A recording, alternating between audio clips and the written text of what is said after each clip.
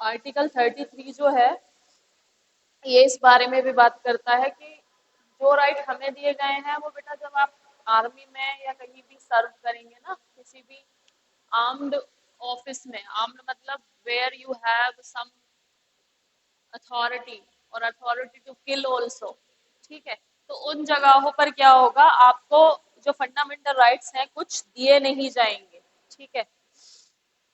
अब बात करेंगे उसके बारे में। तो पहले बेटा दो हमारी रिट रह गई थी, एक तो मैंने प्रोहिबिशन तक तो करा दिया था कि फॉरबिड टू फॉरबिड, मना कर देना। अब एक रिट रह गई थी सर्टियोरी, सर्टियोरेरी और quo warranto। तो सर्टियोरी की बात कर लेते, छोटा सा ही है, ज्यादा हमने लिख में नहीं पढ़ना है, बस मतलब पता होना चाहिए। सर्टियोरेरी 5 काइंड ऑफ रिट्स हमने पढ़ी थी, ठीक है। उन रिट्स में थी हैबियस कॉर्पस, मैंडमस, प्रोहिबिशन, सर्टियोरी और quo warranto। अब इसके बारे में शॉर्ट में पढ़ लेते हैं और फिर अपने जो आर्म्ड फोर्सेस है इनको क्या क्या राइट दिए गए हैं क्या नहीं वो बात करेंगे। सर्टियोरी बेसिकली क्या होती है, ये वाली रीट जो होती है इसका मतलब होता है टू बी सर्टिफाइड और टू बी इन्फॉर्म। इसका मतलब होता है टू बी सर्टिफाइड और टू बी इन्फॉर्म।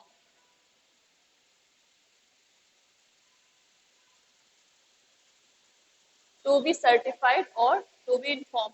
ये रिट बेसिकली हायर कोर्ट क्या करता है, लोअर कोर्ट को इशू करता है, किस लिए कि जो भी केस आपके पास पेंडिंग पड़ा है वो ट्रांसफर कर दीजिए, ठीक है। Issued by higher court to a lower court or tribunal either to transfer a case pending or squash the order of the letter.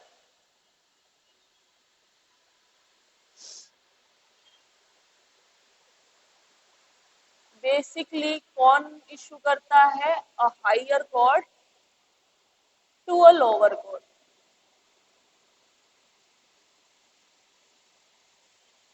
To lower court. जैसे कि बेटा कुछ मैटर ऐसे होते हैं जैसे कि ज्यूरिडिक्शन उनका नहीं होता है, कुछ केसेस ऐसे होते हैं जैसे सिविल मैटर के जो होते हैं सेशन कोर्ट सिविल भी देख लेता है, क्रिमिनल भी देख लेता है। लेकिन ज्यूरिडिक्शन की अगर बात आती है, जैसे कि कंज्यूमर कोर्ट सुना है तुमने, कंज्यूमर कोर्ट सुना है, एक लिमिट होती है पैसे की, पैसे की लिमिट है कि 25,000 से नीचे तक के जो मामले होंगे, 25,000 तक के जो मामले होंगे वो ये देखेगा सेशन कोर्ट से नीचे वाला सेशन कोर्ट, ठीक है। उसके अब अगर केस जा रहा है उसके अब 50,000 1 लाख, तो उसके अब वाला जो ऊपर वाला कोर्ट है वो देखेगा, जैसे कि हाई कोर्ट वगैरह जो डिस्पोज ऑफ करेगा। और उसके भी ज्यादा का अगर मैटर है हाई कोर्ट ही देख लेता है वैसे, लेकिन अगर फिर भी उसमें कोई प्रॉब्लम आ जाती है तब वो सुप्रीम कोर्ट के पास जाता है, ठीक है। तो बेसिकली क्या होता है, हायर कोर्ट लोअर कोर्ट को सर्टियोरी जो रिट है तब इशू करता है जब उसे ये लगता है कि या तो इसके पास ज्यूरिडिक्शन नहीं है या एक्सेस ज्यूरिडिक्शन नहीं है। ज्यूरिडिक्शन का मतलब क्या है कि वो जो उसके पास केस आया हुआ है उसको ट्रायल करने का अधिकार उसके पास नहीं है। क्षेत्राधिकार होता है ना सबका, जैसे कि जो गाजियाबाद में मैटर हुआ है तो तुम इस सेशन कोर्ट में ही जा सकते हो बेटा, यहाँ का कोर्ट तुम हापुड़ नहीं जा सकते, या इस केस के लिए तुम मेरठ नहीं जा सकते। मान लो तुम्हारा प्रॉपर्टी का मामला है, प्रॉपर्टी तुम्हारी गाजियाबाद में है, तो तुम उसके लिए मेरठ कोर्ट में नहीं फाइल कर पाओगे, मना कर देंगे। मेरठ कोर्ट आपकी जो वो है अर्जी, वो आपको या तो वापस कर देंगे या फिर डिसमिस कर देंगे प्ली कि आपका यहाँ ज्यूरिडिक्शन नहीं है। ज्यूरिडिक्शन मतलब क्षेत्राधिकार नहीं है, हम सिर्फ इतने एरिया का ही देख सकते हैं। तो अगर उस कोर्ट को क्षेत्राधिकार नहीं है, ज्यूरिडिक्शन नहीं है, तो हायर कोर्ट उसे लोअर कोर्ट को क्या करेगा, आदेश देगा, सर्टियोरी रिट जो है टू बी सर्टिफाइड इसको इशू करा के कहेगा कि जो भी केस पेंडिंग है या तो इसको ट्रांसफर कर दो, या तो इसे ट्रांसफर कर दो या फिर उसे स्क्वैश कर दो। और ट्रिब्यूनल दोनों के मामले में ही होता है, कोर्ट के और ट्रिब्यूनल के। तो सर्टियोरी का बेसिकली मतलब होता है टू बी इन्फॉर्म। और बट ये जो है प्रिवेंटिव और क्यूरेटिव दोनों है। जैसे कि मान लो अच्छा तुम जैसे कि दो भाई हैं, ठीक है। अब उन दो भाइयों में से एक ने क्या कर दिया, केस कर दिया, एक ने कहीं और कर रखा, एक ने कहीं और कर दिया, तो अलाउ नहीं है। अगर वो ये सोचे ना कि इसी जमीन पे मैं क्लेम करूंगा, मैं मेरठ में रह रहा हूँ तो मैं मेरठ में कर दूंगा, ठीक है, और वो जमीन है गाजियाबाद में, दूसरा भाई कह रहा है कि मैंने गाजियाबाद में ही केस करा है, तो वो जो ये मेरठ वाला जो कोर्ट है वो क्या कहेगा, अगर वो हायर कोर्ट है तो वो क्या कहेगा, गाजियाबाद वाले उसकी प्ली रद्द कर देगा जिस भाई ने मेरठ में अप्लाई किया है, और कह देगा कि उसके पास जाओ। और अगर मेरठ वाले ने वो केस ले लिया और उस पर जजमेंट दे दिया कि ये जो जमीन है ये इस वाले ए भाई जो जिसने मेरठ में फाइल किया उसको मिलने वाली है, तो फिर क्या होगा, गाजियाबाद वाला बंदा हाई कोर्ट जाएगा, वो क्या कहेगा कि भाई मेरठ वाले को ज्यूरिडिक्शन नहीं था। ज्यूरिडिक्शन का क्या मतलब है कि क्षेत्राधिकार नहीं है उनका, मेरठ का केस मेरठ में ही देखा जाएगा, गाजियाबाद में नहीं देखा जा सकता। ये बेटा ये है। जैसे कि अगर तुम बात करो पंजाब और हरियाणा जो है चंडीगढ़ हाई कोर्ट में जा सकते हैं, लेकिन यही दोनों दिल्ली हाई कोर्ट में नहीं जा सकते। क्यों नहीं जा सकते, क्षेत्राधिकार नहीं है दिल्ली हाई कोर्ट को उनका, है ना। तो ये जो जूरिडिक्शन तुम्हें पता होना चाहिए कि जूरिडिक्शन बेसिकली होता क्या है, ठीक है। जूरिसडिक्शन, जूरिडिक्शन मतलब क्षेत्राधिकार के जिस एरिया में वो केस पूरा ट्राइड होगा। नेक्स्ट है इसमें बेटा एक ही बच रही है, quo warranto। quo warranto जैसे कि नाम से ही पता चल रहा है दैट इज द एक काइंड ऑफ वारंट, एक वारंट काइंड ऑफ इशू होता है quo warranto। quo warranto का लिटरली जो मीनिंग होता है, लिटरल मीनिंग जो होता है that is by what authority or warrant, by what authority, what authority or warrant, किस अथॉरिटी या किस वारंट के तहत। अब ये क्यों होता है, it is issued by the court to inquire into the legality of claim of a person to a public office, issued by the court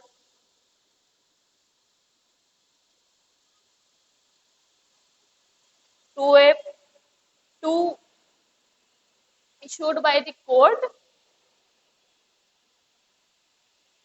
to inquire into the legality of claim,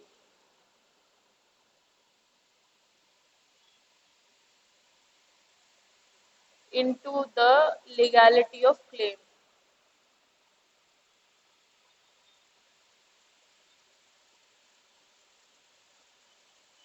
अगर कोई भी person क्या कर रहा है, claim कर रहा है कुछ, तो कोर्ट को वारंट टू रिट इशू की जाएंगी और वो कोर्ट क्या करेगा, पूछेगा बाय व्हाट अथॉरिटी, यानी किस अथॉरिटी के तहत तुम ये बात कह रहे हो, और ये चेक करेगा उसकी लीगैलिटी कि क्या लीगल है उसका क्लेम या नहीं। लीगैलिटी कैसे चेक होती है कि किसी एक्ट में मेंशन है, किसी सेक्शन में वो बात लिखी हुई हो, या उसका जो कहने का पर्पस है वो झूठ तो नहीं बोल रहा।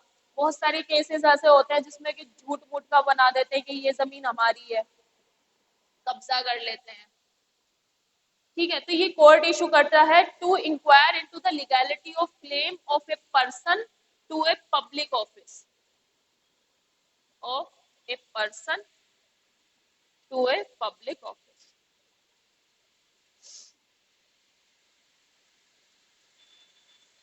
ठीक है, बेसिकली कोर्ट जब ये वाली रिट इशू करता है तो वो लीगैलिटी चेक करने की कोशिश करता है कि क्या इसका केस लीगल है या नहीं। ठीक है, अब बात करते हैं आर्म्ड फोर्स और फंडामेंटल राइट की। तो बेटा आर्म्ड फोर्स तो आपको पता ही है, मिलिट्री, आर्मी। क्या पहले बात तो हम आर्म्ड फोर्स का मतलब समझते हैं, कौन है आर्म्ड फोर्सेस। आर्म्ड फोर्सेस यानी कि मिलिट्री, पैरामिलिट्री,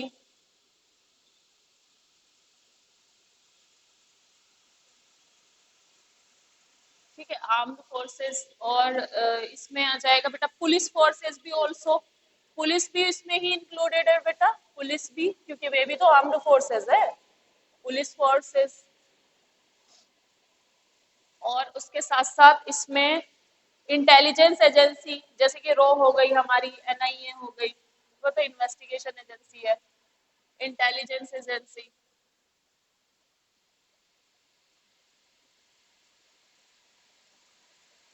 इंटेलिजेंस एजेंसी और इसके साथ साथ एनालोगस फोर्सेस। ठीक है। अब ये करता क्या है, आर्टिकल 33 कहता क्या है, ये क्या करता है, empowers the parliament to restrict और abrogate the fundamental rights of,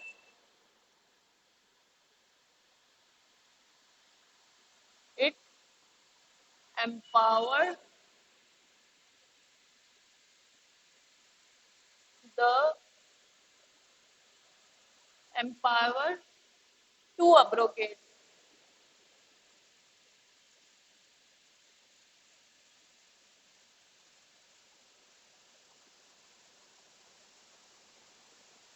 और रेस्ट्रिक्ट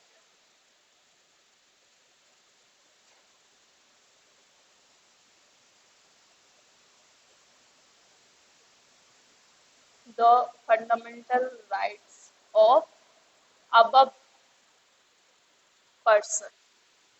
मतलब इसका मतलब क्या हुआ, आर्टिकल 33 क्या कह रहा था इस हिसाब से कि बेटा ये जो पर्सन है मिलिट्री से रिलेटेड, पैरा मिलिट्री से, आर्म्ड पुलिस फोर्सेस से, इंटेलिजेंस एजेंसी से, इनके जो फंडामेंटल राइट हैं उसको पार्लियामेंट को पावर है या तो वो उसको रेस्ट्रिक्ट कर देगी। रेस्ट्रिक्ट का मतलब कि उस पर प्रतिबंध लगा दे एक तरह का कि ये राइट ये परफॉर्म नहीं कर सकते, और या फिर उसको अब्रोगेट कर देगी। अब्रोगेट का मतलब है बिल्कुल कैंसिल कर देगी। रेस्ट्रिक्ट का मतलब है उस पर एक तरह का बंधन लगा देना या एक तरह का प्रतिबंध लगा देना कि आप वो परफॉर्म नहीं कर सकते। अब्रोगेट का मतलब बिल्कुल वो खत्म ही कर देना उनके राइट। ऐसा क्यों किया जाता है पता है तुम्हें?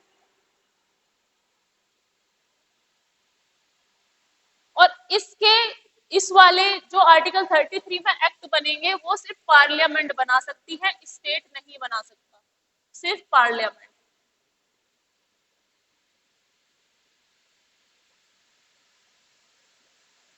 पार्लियामेंट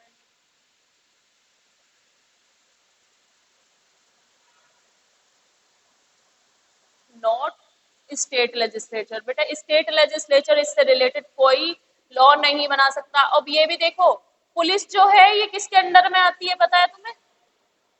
हमारी 3 लिस्ट है ना, यूनियन लिस्ट, स्टेट लिस्ट और कॉन्करेंट। जो कॉन्करेंट लिस्ट में सब्जेक्ट है उन पे तो ये दोनों बना सकते हैं लॉ, यूनियन लिस्ट भी, यूनियन भी और स्टेट भी। और जो पुलिस है वो कौन सी किस में आता है पता है तुम्हें?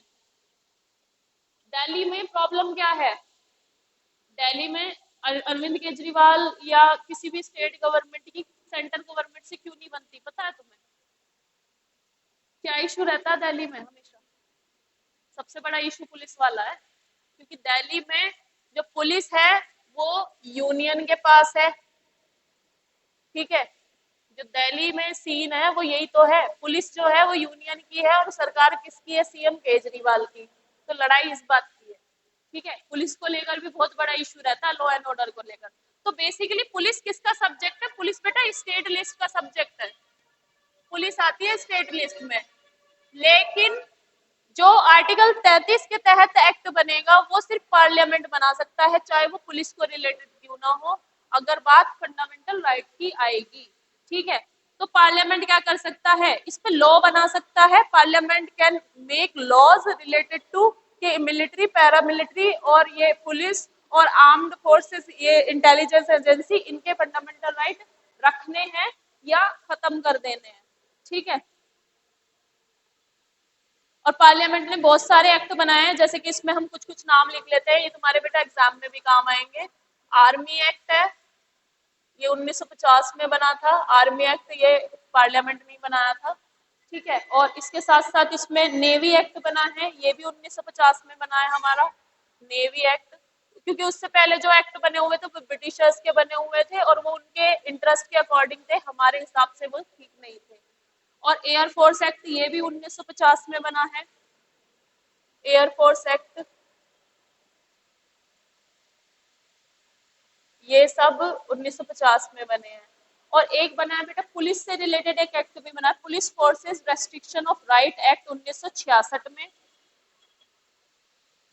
Police force restriction act, police force restriction of right, restriction मतलब पुलिस फोर्स को कुछ राइट्स नहीं दिए जाते हैं, रेस्ट्रिक्शन ऑफ राइट्स। आर्मी के साथ भी यही होता है बेटा, वो नॉर्मल पर्सन की तरह नहीं होते। और ये जो एक्ट आया था 1966 में आया था, 1966 में। और एक बॉर्डर सिक्योरिटी पे एक्ट आना है, बॉर्डर सिक्योरिटी पे जो एक्ट है वो आया है, इसको लिख सकते हैं BSF एक्ट। ठीक है, ये एक्ट जो है पार्लियामेंट ने बनाए हैं और ये कुछ कुछ फ्री किस किस पे अच्छा क्या क्या नहीं मिला हुआ है पुलिस वालों को, क्या पुलिस वाले मोदी जी की खुल के बुराई कर सकते हैं? ये आम सिटीजन का काम है, नहीं कर सकते। तो क्या क्या नहीं मिला है ये देखो, इनको क्या रेस्ट्रिक्शन, क्या क्या रेस्ट्रिक्शन है इनके राइट पे। तो देखो हम फिर भी पुलिस वालों से तो ज्यादा पावरफुल है, रेस्ट्रिक्शंस। बस पुलिस वालों के पास क्या है, गन ही तो है जो वो शूट कर सकते हैं, उसके लिए भी उनसे पूछा जाता है कि क्यों मारा। फ्रीडम ऑफ स्पीच इन्हें नहीं है, आर्टिकल 19 इन्हें नहीं मिलेगा फ्रीडम ऑफ स्पीच। ठीक है, इनको अधिकार नहीं है फ्रीडम ऑफ स्पीच का, इट मीन्स के ये किसी के भी खिलाफ कुछ भी नहीं बोल सकते हैं। राइट टू फॉर्म एसोसिएशन नहीं है, ये एसोसिएशन फॉर्म नहीं कर सकते किसी भी तरह की, यानी कि पब्लिक ऑफिस ये इस फोर्स के अलावा कुछ भी नहीं कर सकते। Right to form association retirement के बाद कर लो, राइट टू फॉर्म एसोसिएशन। और ट्रेड यूनियन का बेटा ये पार्ट नहीं बन सकते, किसी भी ट्रेड यूनियन का पार्ट नहीं बन सकते, जब तक सर्विस में है तब तक ये ऐसी चीजें नहीं कर सकते। ठीक है, और इसके साथ साथ right to member, right to communicate with press, और हाँ प्रेस से ये बात नहीं कर सकते, right to communicate with press, press से ये केस के मुद्दे पे ही बात करेंगे, वैसे कम्युनिकेट नहीं कर सकते। Right to communicate with press, media के साथ ये कम्युनिकेशन नहीं कर सकते हैं ओपनली, ओपनली मतलब केस अगर होगा तो बात होती है, अपने आप प्रेस कॉन्फ्रेंस रखी जाती है, पब्लिक मीटिंग्स और डिमोन्स्ट्रेशन का पार्ट नहीं बन सकते। ये याद रखने वाली बात है कि आप भी जब बनोगे तो आप भी इन चीज का पार्ट नहीं बन सकते, पब्लिक मीटिंग अटेंड नहीं कर सकते, और क्या नहीं कर सकते, डिमोन्स्ट्रेशन यानी कि आप धरने पे नहीं बैठ सकते हैं, नौकरी से निकाल दिया जाएगा। ठीक है, इसलिए पुलिस वालों को कभी धरना देते हुए नहीं देखा होगा, कभी देखा पुलिस वालों को धरना देते हुए? क्या हो गया, क्या क्या चल रहा है? जरूरी काम है, जरूरी काम है। चलो देखो, है BSF, अच्छा इसकी मैं डेट ही नहीं इसमें मेंशन दी थी इन्होंने, BSF एक्ट की मैं डेट बता रही हूँ।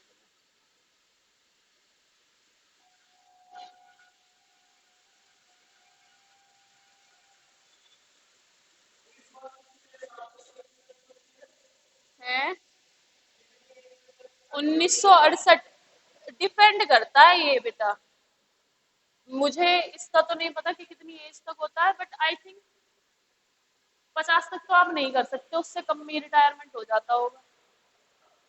फिर मतलब पोस्ट क्या मिलती है आपको, फिर उसके बाद आपको कमिश्नर वगैरह ये तो बना देते हैं, ये तो बन ही जाते हैं कमिश्नर, या ये DSP वगैरह ये तो बन जाते हैं, लेकिन जो वैसी है SI वगैरह इनकी नहीं होती, आई थिंक 25 के बाद से होती है स्टार्ट, और पता नहीं सर्विस कितने तक की होती है, मुझे डेट का नहीं। हाँ, तो देखो ये वाले जो राइट है, एक बार इस पे इस चीज को बिल्कुल ध्यान से देखना, क्या कह रहा है कि आर्टिकल 33 है, कह रहा है कि पार्लियामेंट को पावर है फंडामेंटल राइट को या तो अब्रोगेट कर देगी, खत्म कर सकती है, या फिर रेस्ट्रिक्ट कर सकती है, किसके, हमारे नहीं, इन लोगों के, मिलिट्री में हो, पैरा मिलिट्री में हो, पुलिस में हो, या इंटेलिजेंस एजेंसी हो। क्या क्या नहीं मिलेगा उनको, या तो एक तो फ्रीडम ऑफ स्पीच नहीं है भाई,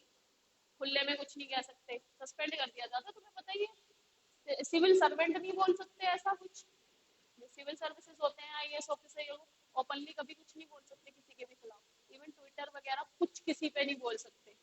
ठीक है, ये एक तरह का क्या होता है बेटा, कोऑर्डिनेशन बनाने की बात होती है। अगर कोऑर्डिनेशन ही नहीं बनेगा तो फिर कैसे पुलिस फोर्स चलेगी। ठीक है, तो कोऑर्डिनेशन की बात है।